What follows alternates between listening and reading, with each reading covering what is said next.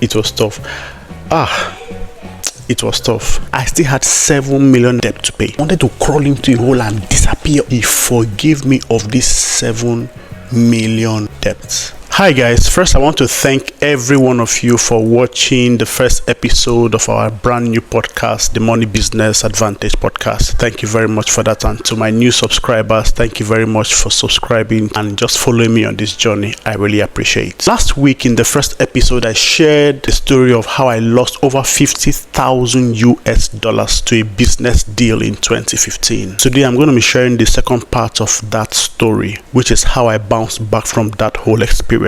I tried to chase this person that scammed me for the whole year 2015, and then towards the end of 2015, this was December 2015. Normally when I try to reach him and he doesn't respond, we just reach out to the special forces guys and they help us reach him and threaten him, and he does what he needs to do. But this time around, when I called and asked them to reach him, that he was no more responding, their response was very dull and lackadaisical. Like they were asking us that we should try and keep calling him, that they've been trying to call him, he's not picking their call, whether he thinks they want to beg him money.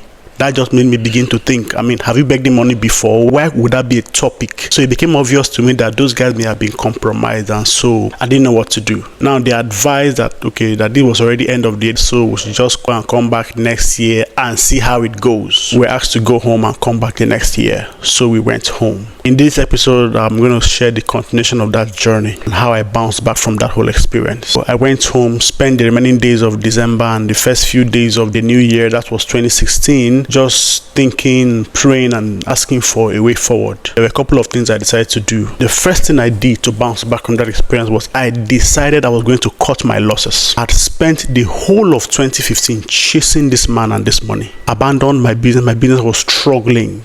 Debts were increasing. Sales was going down. Things were not working. I decided no more.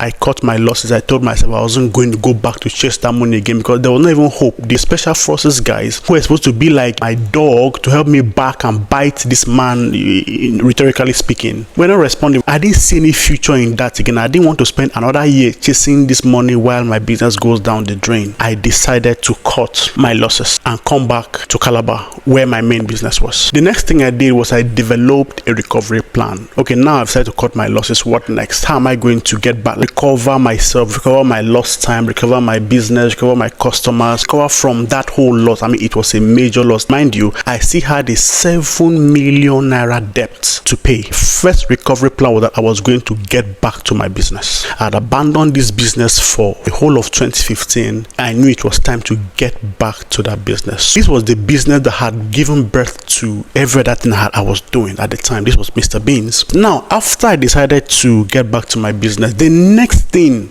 was that I developed a loan repayment plan. That period of this whole challenges, I had a meeting with one of my mentors, Pastor Tony Raphael. He is the lead pastor of Calabar City Church, one of the biggest churches in Calabar. I just told him what I was going through, and he told me some things that changed my life forever. He gave me this statistic that just shocked me to my marrow, and I could relate because I knew what I was experiencing. He said 85% of the people who come to borrow money from you have no intention or plan to pay you back. 85%. So you only have 15% left. Another 10% of those who come to borrow money from you have the intention to pay you back, but they have no plan. Let's see. If the money comes, I will pay. Of course, they'll come and make all manner of promises, but I'm talking about deep down in their hearts, they have no plan to pay you back. So if suddenly money falls on their lap, they will pay. If hopefully the money they are hoping to comes, they will pay.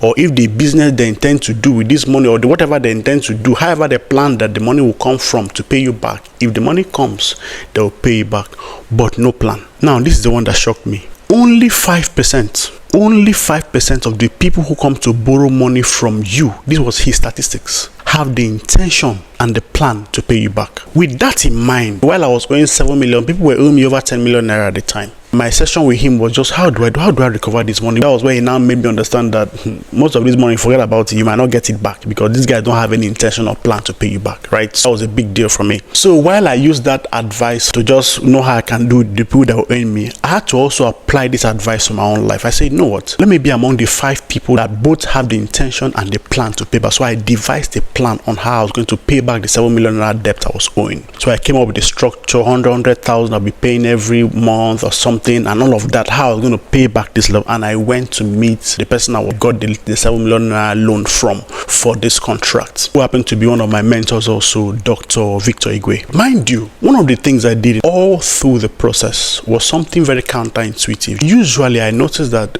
whenever you're owing somebody money and for some reason maybe you can't pay the person or you are in debt, there's that natural instinct to run away and hide. That natural instinct to whenever you see them, you want to hide, you want to abscond, you want to disappear, just hide, maybe out of shame, maybe out of guilt or whatever. But honestly, that's the worst thing you can do. I personally believe that the best time to be friends with somebody is when you're owing them. The best time to even draw closer to somebody is when you are owing them. I developed the plan, went to him and shared with him the plan. Don't forget, all through the process of this debt, while I was chasing this money, I kept him in the loop every step of, so he knew everything I was doing. The reason why I decided to abandon my business and go chase the money myself was just to prove that, look, I'm committed to getting this money back, which is something a lot of people lack today. Finally, when I was back, I shared with him my plan. Look, I decided to cut my losses. I'm not going back to that state anymore to go chase that money. I want to spend time and invest back in my business and see how I can recover the business. And concerning the loan I was owing him, okay, see how much I plan to pay every month by the grace of God.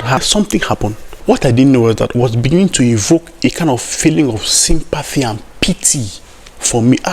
This young guy, look, imagine what he's going through, because he knew every step of the way. And so when I came and shared with him my plan to repay the loan back, he just told me that he had been thinking about this loan for some time now and it had just been moving in his heart. He doesn't want to lose me over the 7 million naira. He considers me right now like a son, not just a mentee or someone who is owing him. And so he has just been thinking about it because he sees the effort I'm putting. I'm always away in the bush, in the local community where the issue happened and all of that. So he has decided to forgive me of that debt.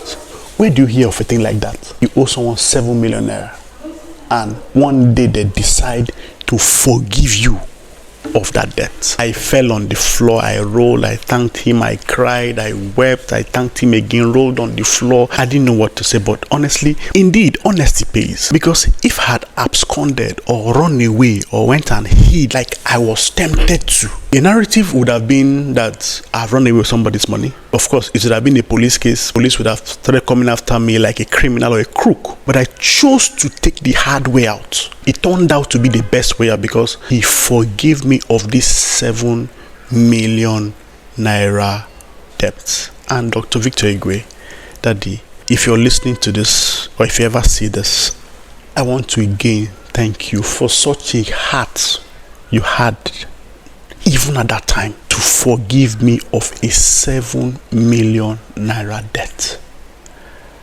I would forever be grateful to you. Remember a few months ago when I sent you a message, I said, Daddy, I never forgot. I will never forget the kindness you showed me at that time. Thank you very much, sir. And I will tell you this, if you never do anything for me again in this life, I will still never forget how kind you were to me. Thank you very much, sir. Suddenly, the 7 million naira debt on my neck was cleared off. But guess what? I was still in the hole because there was still that small debt I was owing. My business was literally dead. Our bank account that used to be swollen with 2-3 million was holding maybe less than 100,000 naira. And so I still had to come out of that. So the next morning, I told myself, now it was time to survive by all means. All this process happened within a matter of a couple days. From when I decided to cut my losses, to develop my recovery plan, to get back to my business, to develop a loan repayment plan, to get that, all this happened within a couple days. So I went back to my business, began to engage with customers, began to engage with partners. Some of those employees who had left, tried to talk to them. The ones who were thinking of leaving, I began to speak with them. Look, I'm back now. I'm not going to abandon you guys again. And to be honest and to be fair, my partner who I left the business with, he did his best. Mr. Beans Food Corporation, which was the company I was running at the time, was a company I was running, and then my partner Emmanuel was supporting. It was still a business that required two people to run effectively. So I got back, decided to put our heads together to see if we could revive the business, and boy, we tried. It got so bad that we had to shut down Mr. Beans, the premium company that was producing premium quality beans, because there was not enough money to buy raw materials and to produce the raw materials we bought all the way from the north. We didn't buy from local suppliers, so we needed significant capital to be able to buy and of course employ the staff. Production staff left. The remaining ones that we had to let go of all of them because there was no money to pay anybody anymore. There was nobody to go and borrow another money from to take a loan in any way at that time. So guess what we did? You know these guys, these Aboki guys that buy wheelbarrow and they put rice and beans in the wheelbarrow. Maybe put rice one side, put beans one side, put maybe tomato, whatever. Usually rice and beans one side with a cup and the module, this custard rubber to sell rice and beans. That was the business we had to go do just to survive. We had to survive by all means. I'm the firstborn of my family, like I said in the first episode, and I didn't want to go back home. There was enough responsibility on my parents at the time. I didn't want to go and add to them. And of course, I had chosen the entrepreneurial life, so I couldn't think of going to go and get a job to collect a salary. I couldn't think of going to go and dust my CV to go look for a job or something. I knew it had to be business. The only difference we did, we were both graduates, we had to be creative in our own style. We didn't want to just go and buy a wheelbarrow and start pushing around town, right, looking for customers. We decided to look for a seemingly crowded, highly trafficked area. Instead of a wheelbarrow, we got like a desk that has like a step. We had to get that and then put an umbrella, put a little shade around it, and then that was how we were able to start afresh. We had to pay for the space, pay for license. After we paid everything, we didn't have money to even start buying anything and sell. I had to go back to that point. I looked for old clothes to wear because sometimes you have to filter the beans by yourself, and I am white from head to toe, white. Sometimes my partner Emmanuel is white from head to toe from filtering beans. Oh my god. Anyway, but we had to survive. I got like half bag of beans on credit from somebody, so we got rice from this person, got beans from this person, began to sell in cups, selling custard rubber, module, all of that began to sell. Gradually it was tough. It was tough. It was tough. I told myself I was never going to give up no matter what, because boy, I was tempted. I saw people then who used to look up to me, greet me with two hands, call me sir, but now oh boy, waiting they happen, waiting they do here, now so waiting happen now, in all of those stuff. And how many people do you want to go and explain that you were duped of 8 million or so? Yeah, 8 million naira or 10 million, you lost this. How many people do you want to explain?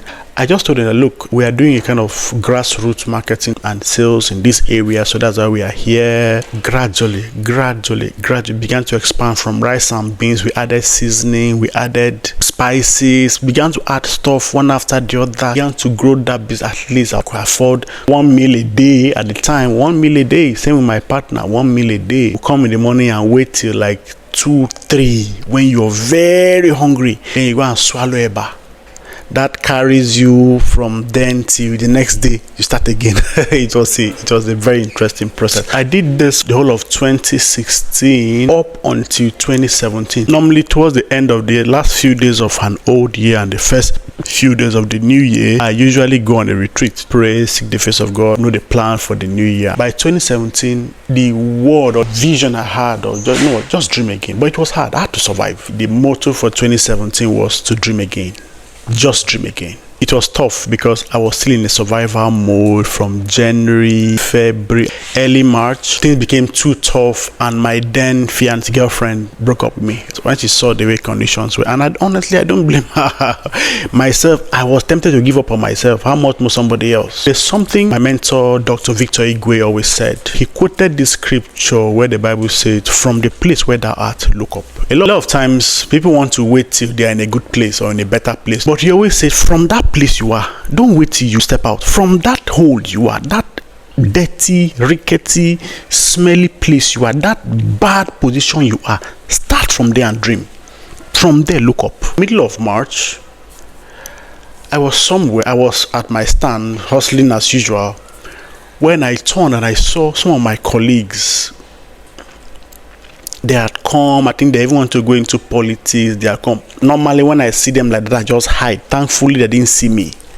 But God just made me look at them. These are people who we used to roll with. We call, hey guy, how fun. I like, they inspired me. I inspired them, man. Well done. I see what you're doing. I see your products everywhere. I see your ads everywhere. All of that, right? But now at this low point, if they had come close, I would have run away or hidden myself out of shame. So I believe it was God that just made me turn my back, and I saw them just campaigning, telling people to vote for them, looking all clean and nice, just the way I used to look in my glory days. And then I turned back, but that picture just stayed in my mind. Went back to my hustling, and then when I turned again to look at them, they had finished what they were doing and they were wrapping up. In fact, they had already wrapped up. I think it was the last person. He was walking to his car, opened the car, entered, and drove off. Immediately, I just told my partner, please, I need a couple days. I want to go on another retreat. So I left that place, just went, and again, that same word came, dream again. So I went, came back, began to vision if I had all the money I needed to do all the things I would have wanted to do if I had the money to do them. I began to write them down, all the products I would launch, all the companies I would set up. I began to write them one after the other, one after the other. I did that and I held that picture in my mind. My mentor, Dr. Victor, called and like, hey, how are you doing, or something like that. Just helped me cry. And I was crying. I told him I'm tired, like I just don't know what to do. Immediately he sent for me, say, you know what, come to the house. At that day, it turns out it was a busy day, but he was at home that day. He told me to come to the house. I went to the house. What's going on? I explained to him what's going on, how like I've been struggling, there's no things are not working, I'm tired and all of that. He now asked me, so what's your plan? Can you imagine that he asked me this question just few days after I had began to draw up my plan for, like, if I had money, and this is someone that was well to do. He is well to do. So what's your plan? If you had money now, what would you do? Oh my God. I began to everything. I will do this. I will launch this. I will do this. I will go to this place. I will travel to China. I was sitting on the couch. He too was sitting on the couch. He left the couch, came to like my foot and was just looking at me. Like that picture was like a child looking at the father to hear what the father is saying. That was how it just was for me. Like a reverse thing, because normally when I go to his house and he goes deep into his wisdom bank to bring out some mysteries or wise things to tell me. I literally leave my chair and go to his foot, sit down, just look at that, collecting everything he's releasing to me. So, but this particular day, the reverse was the case. I was the one sitting on the couch. He left his couch and came and sat on my footstool and was listening to me. At the point I said, no, Daddy, please, you are distracting me. Please stand up. What are you doing? I'm trying to focus here. He was laughing at me, but he said, no, continue. I want to hear what you're saying. I emptied myself into this man that day. Next thing he said, you know what? Something just came to my mind now. In fact, follow me. Now, it turns out that he had been trying to build a food factory for like 2 years or 3 years prior to that time. Being the busy man he is, he's not had time to focus on it. And then, of course, that kind of thing required full focus. He was already praying and trusting God to lead him to somebody who had the experience and the skill to run something like that, and someone he could trust. As I was expressing myself with passion, the visions I had, the plans I had for business and all of that, he was just seeing the answer to his prayers. And that was how, after I finished talking, he took me out, drove me in his Range Rover, took me to the factory. A massive property he had been building. Told me how he didn't have time to run to focus on it. He was focused on his main business, which was a smart thing to do. And so he had been praying for God to give him somebody who he could trust and who he could use to do the business and all of that. If I would be interested, he would want for me to come and let's partner together 50-50 and run this company. As a matter of fact, that he's interested in everything I've said, all the product.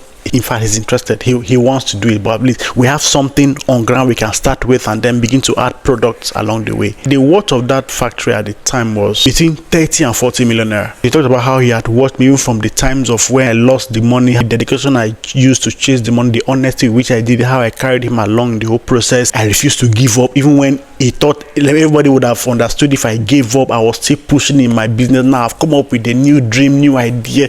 I was just the perfect person to run this company. And so that was how the dream of a lifetime. I was able to partner with my mentor for the first time in my life. This was the first time in my life where money was not a problem for me anymore. Before this time, all through my entrepreneurial journey, I come up with a dream, divide a strategy. Inside the strategy is how do I raise the money for the business? How do I fund the business? How do I get the capital? Okay, if I don't have the capital, how do I start? And usually most of my businesses were bootstrapped. I started with what I had, the money I had on ground, or the money I could raise at the time from my personal pocket or savings or whatever.